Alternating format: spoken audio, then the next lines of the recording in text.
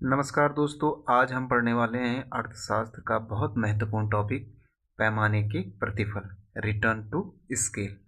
ये जो प्रश्न है कई बार बोर्ड परीक्षाओं में आता रहता है। और पैमाने के प्रतिफल से आप क्या समझते हैं, इसकी कितनी अवस्थाएं होती हैं।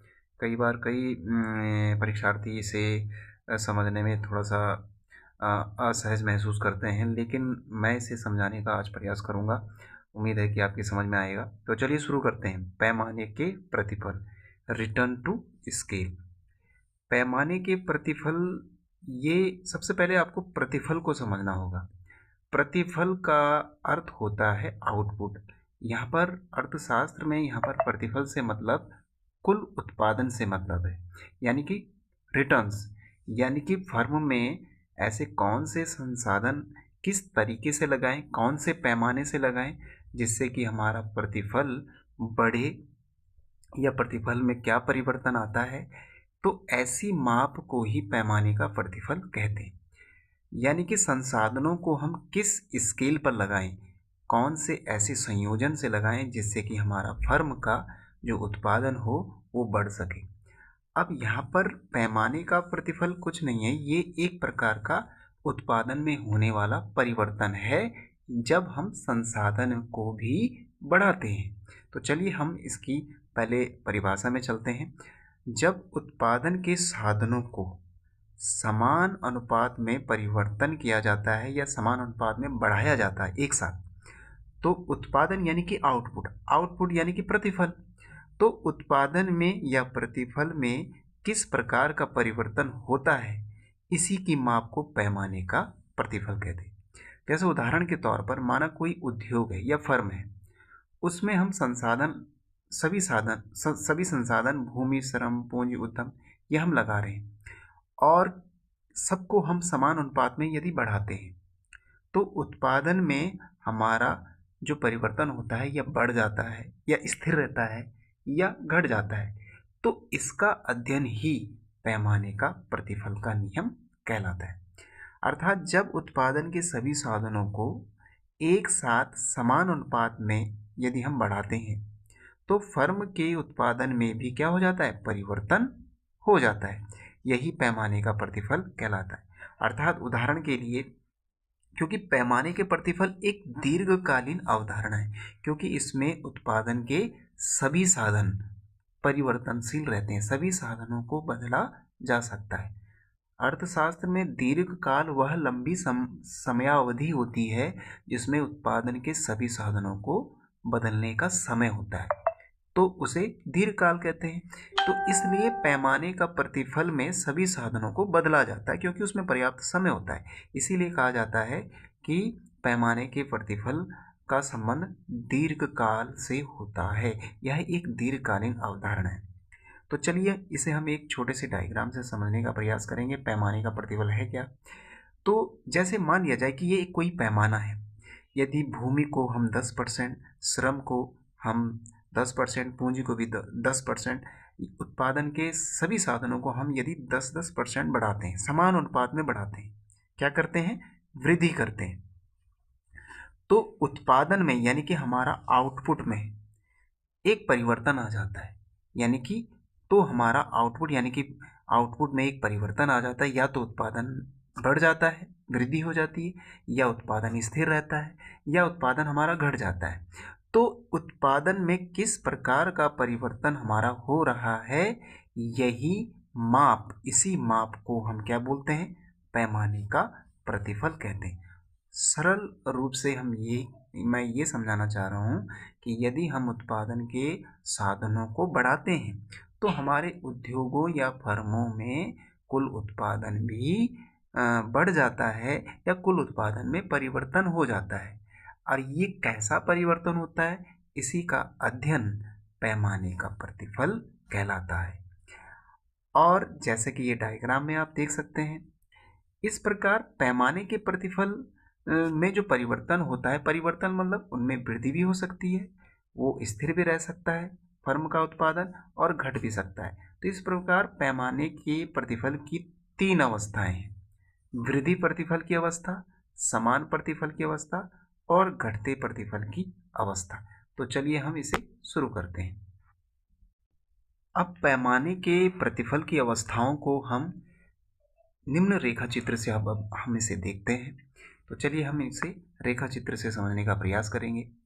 बढ़ते पैमाने के प्रतिफल की अवस्था किसे कहते हैं? उदाहरण तौर पर यदि हम x अक्ष पर यहाँ पर साधन को दिखाया गया है और y अक्ष पर यहाँ पर उत्पादन यानी आउटपुट या प्रतिफल को दिखाया गया है कि कितना उत्पादन फर्म में हो रहा है।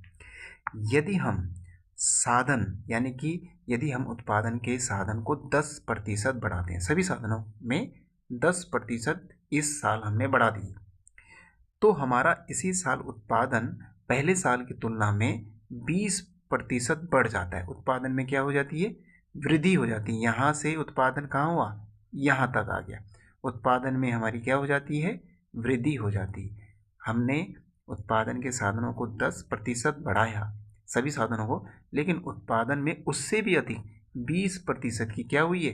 वृद्धि हुई है। तो इसी को पैमाने के बढ़ते प्रतिफल की अवस्था हम कहते हैं। तो समझ गए? और इस रेखा को OE रेखा को पैमाने की रेखा भी कहते हैं।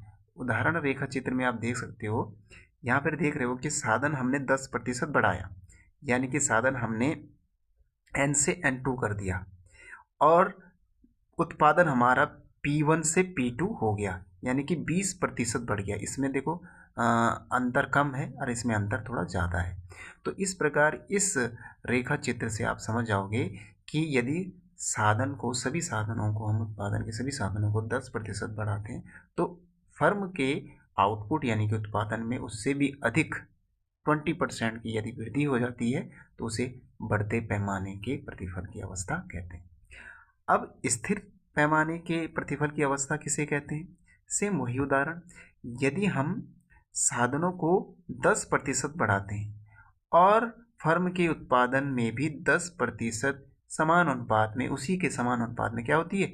वृद्धि होती है। यानी कि जैसे फर्म में हमने इस साल 10% सभी साधनों को 10% बढ़ाया और फर्म के उत्पादन में कोई बदलाव नहीं आया। पिछले साल भी उतना ही उत्पादन हो रहा था, इस साल भी उतना ही उत्पादन हो रहा है, यानी कि 10% ही उत्पादन हमारा बढ़ा है। इधर संसाधन हमने 10% बढ़ाए तो उत्पादन भी हमारा 10% बढ़ा है, यानी कि उत्पादन स्थिर है, किसी भी प्रकार का परिवर्तन नहीं हुआ। जो पिछले साल उत्पादन हुआ था वो इस साल भी उत्पादन वही रहा। तो इसी अवस्था को स्थिर प्रतिफल की अवस्था कहते हैं। फर्म की ऐसी स्थिति भी आ जाती है जब हम, कोई भी फर्म, उद्योग उत्पादन जब करता है। फिर तीसरा है इसे घटते प्रतिफल की अवस्था कहते हैं। क्या कहते हैं इसे? घटते प्रतिफल की अवस्था। इसी प्रकार से यदि हम उत्पादन के साधनों को 10% बढ़ाते हैं परंतु हमारा किसी फर्म में या उद्योग में हमारा उत्पादन संसाधनों की तुलना में और कम हो जाता है, क्योंकि जैसे जैसे मशीनें पुरानी होती जाती हैं, उपकरण हमारे पुराने होते जाते हैं, तो जो हमारे उत्पादन की जो दर है वो घटती चली जाती है। तो इस प्रकार वहाँ पर फर्म की एक ऐसी स्थिति उत्पन्न हो जाती है, संसाधन तो हम बढ़ा ही रहे हैं 10%, परंतु हमारा उत्पादन क्या हो जा रहा है? पहले की तुलना में और कम हो गया। यानी कि 10% संसाधनों को हमने बढ़ाया, उत्पादन के सभी साधनों को 10% चेंज किया, परंतु हमारा जो उत्पादन है यानी कि आउटपुट हुआ वो 5% ही बढ़ पाया है। तो इस प्रकार पहले के मुकाबले कम उत्पादन हुआ। तो इसी को ही घटते पैमाने के प्रतिफल की अवस्था हम कहते हैं। तो इस प्रकार पैमाने के प्रतिफल से आप समझ गए होंगे कि पैमाने के प्रतिफल ज़्यादा कुछ खास नहीं है कि जब हम उत्पादन के सभी साधनों को एक अनुपात में बढ़ाते हैं तो हमारा आउटपुट यानी कि उत्पादन में भी परिवर्तन हो जाता है, परंतु ये परिवर्तन किस अनुपात में होता है इसी को हमें समझना है। इसी के अध्ययन को ही हम पैमाने के प्रतिफल की अवस्था हम कहते हैं। क्या कहते हैं बच्चों? पैमाने के प्रतिफल की अवस्था कहते हैं। और ये एक दीर्घकालीन अवधारणा है क्योंकि इसमें उत्पादन के सभी साधनों को बदला जाता है, जैसे कि भूमि, श्रम, पूंजी, उद्यम, संगठन, उत्पादन के ये साधन हैं, इनको समान अनुपात में यदि बढ़ाते हैं तो एक ऐसा पैमाना हमने यहाँ पर लगाया जिससे कि हमारे आउटपुट में परिवर्तन आ गया। इसी की माप को, इसी के अध्ययन को ही हम पैमाने का प्रतिफल कहते हैं। यानी संसाधनों के लगाने से हमारे फर्म या उद्योग उत्पादन में क्या बदलाव आ रहा है, उत्पादन में क्या परिवर्तन आ रहा है, इसी का अध्ययन पैमाने का प्रतिफल कहलाता है। और यह पैमाने का प्रतिफल का नियम कहलाता है। और ये नियम कितने प्रकार के होते हैं? 3 प्रकार के होते हैं। एक होता है बढ़ते प्रतिफल की अवस्था, एक होता है स्थिर प्रतिफल की अवस्था, और एक होता है प्यारे बच्चों घटते प्रतिफल की अवस्था। और दोनों को मैंने उदाहरण से आपको समझा दिया। तो उम्मीद है आपको ये आज की वीडियो समझ में आई होगी, और मिलते हैं नेक्स्ट वीडियो में। Thank you.